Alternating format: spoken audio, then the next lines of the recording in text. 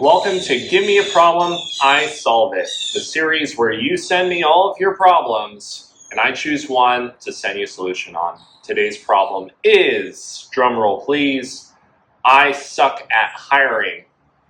How do I find A players? Really, my main advice on hiring is that you want your process for selecting someone to have multiple filters to weed out the people that you do not want working for you. Because let's face it, on this planet, we've been applying for jobs for quite some time now. We have videos online on how to do the perfect interview. It's become harder and harder to understand who is the actual person on the other side of that Zoom call or on the other side of your desk. And really that's what we're trying to figure out when we're interviewing someone is, who are they really? What do they think? What are their goals? What do they actually want to achieve? What do they need and want from us? So that way they could be excited to work here and see a connection to their purpose and their goals and stuff like that. So we need to come up with tests in a way that push against this person to really find out who they are and test their interest level. And again, just figure out who they really are. So I want to share with you some of these filters. The first filter is, of course, having a clear idea of who you want to hire for this position. So my advice to you, if you have had success in hiring some people on your team, is look for common denominators on what makes these people so successful. A lot of times you'll find it's something to do with their energy level, the fact that they're solution-oriented as opposed to just problem-centric. They have a can-do attitude. They believe things can be solved. They're self-starters. They are easy to coach. You want to just identify and shortlist what are the characteristics of your best people. Because regardless of the role you hire someone for, there's some characteristics that just go through and apply to any position in your company. So you want to name those out and really just know for that role that you're hiring for, okay, is it in office? Is it remote? Do they need to have certain experience? Do they need to be able to speak certain languages, et cetera, et cetera? So just having a clear picture on who it is you're looking for. That way, when you're screening for people, it'll be easy to detect. Now, that's the first filter. The next filter is a personality interview. I call it a personality interview because what it is you're doing is you're asking them questions to understand, again, who they are, how they think, what sort of contribution are they going to bring to the culture in your environment. Because while you might have the skills as an applicant, if you have a bad personality or just a personality that doesn't mesh with my environment, I don't want to bring you into it. I don't care how good you are because it's going to clash with the rest of the organization. And something's bound to break or fall apart if we bring those two together. So I really want to meet the people in this interview process in terms of their personality. That's the first thing I'm looking at. Now, with the personality interview, you can do this one-on-one. I've also done it in groups of up to 5 people at a time. And I'm going to walk you through really just what that framework looks like. The first thing I do is, of course, welcome them to the interview. The next thing I do is I give them the intention for the interview. Typically something like, hey everybody, thank you so much for joining this call, or hey everyone, thank you for coming to the office here to apply for this position. Now I want to let you all know, this is really meant to be an open conversation. I want all of us to, by the end of this conversation, to arrive at 100% clarity on is what you need to want, what we have to offer, what we need and want, something you have to offer. Do we have a basis to keep on talking from this point? That's the whole intention behind this conversation that we're about to have. So you want to set the stage there. Then you want to tell them a little bit about the company, a little bit about the role/opportunity. Then you want to get into questions. Now, if you're doing this in a group format, what you're going to do is you're going to take each question I'm about to give you, and you're going to throw it at each person one by one, and you're going to note down their answers. So if we have applicant A, we have this first question, hey, tell me about yourself. So you're going to ask that to applicant A. You're going to write down their answer. Then you're going to be like, applicant B, Tell me about yourself, and so on and so forth. Now, as you're writing their answers, you're not writing their answers verbatim. You're just writing down shorthand what sticks out to you, good or bad, or what you want to be able to refer back to if you end up talking to this person some more. So that's how I run this. The next question I like to ask is, what's not being fulfilled in your current opportunity that's causing you to look for something else? Now, that's obviously if they have a job. If they have a job, you want to ask this question because there's something about their existing employment they're not happy with. It could be the money they're making. It could be it's not what they originally thought it was going to be. It could be it's a negative environment. Who knows the reason why, but there is a reason or reasons for them to cause to look for something else. Now, if they don't have a job, you want to ask them, great, based on your past employment and based on what it is you're looking for, just tell me, what does the ideal job look like to you, right? Next, this is one of my favorite questions. What is the biggest failure you've had? How did you learn from it? And what did you do about it? Now, when I tell people this question, when I'm coaching them on interviewing people, they're always like, wow, that's a crazy question. Do people actually answer that? They do. I've gotten the wildest answers, and I've gotten a real peek under the covers at who people are with that question. I've learned some wild things, but I really want to just break through the social niceties and learn who this person is. So I'm going to ask them this hard-hitting question, and most people, when I ask them this question, they don't have a problem on answering it. So I've always found it to be a great way to just break through. I also want to ask them the question, what awards have you received in your life? What sort of commendation or recognition have you gotten? I'm looking for people that aren't like nobodies. I'm not looking for people that just are showing up here with a blank slate and that's where they're going to stack up all their rewards and achievements. I want to know, do I have someone in front of me that has some track record of recognition? I honestly don't care if it's just personal. If they have personal recognition, I want to hear that. If they have volunteer recognition, I want to hear that. If they have professional recognition, awesome. I want to hear that too. But if I have someone that hasn't really achieved much in front of me, it might knock them down a few points in this whole process. If you could create anything for yourself in the next 3 years, what would it be? I want to know, does this person have goals? Are they motivated to achieve something? And what is it? What is it that's driving them to be successful? That's going to be important if I do hire them, maintain my relationship with them and motivate them to keep pushing through the difficulties of learning a new job. So I want to ask them that question.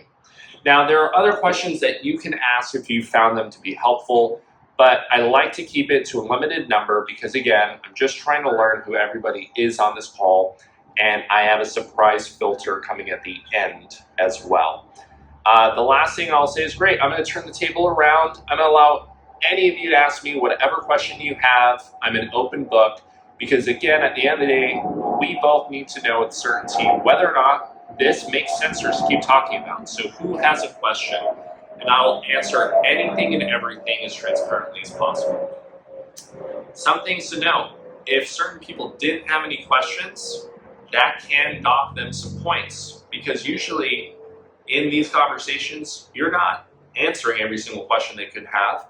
And if they have a question, it means they're actually thinking through, okay, if I'm working there, how does this work? How does that work? They're actually envisioning what that's going to look like, which shows a level of interest and also just some intelligence in terms of like not just showing up to something and, you know, just winging it. They're like really mapping it out, which is cool. All right, good. So I mentioned a surprise filter at the end. So I don't, especially in a group interview, and even on one-on-one, I don't tell these people who it is I'm going to move forward.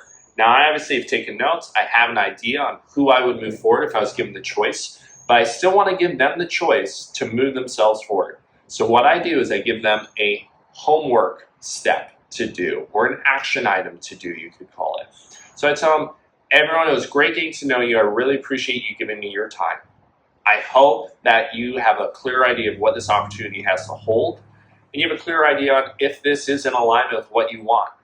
Now, if it is in alignment with what you want to move to the next step, I have an action item for you. And that action item is I need you to film a 60-second video of yourself answering this question.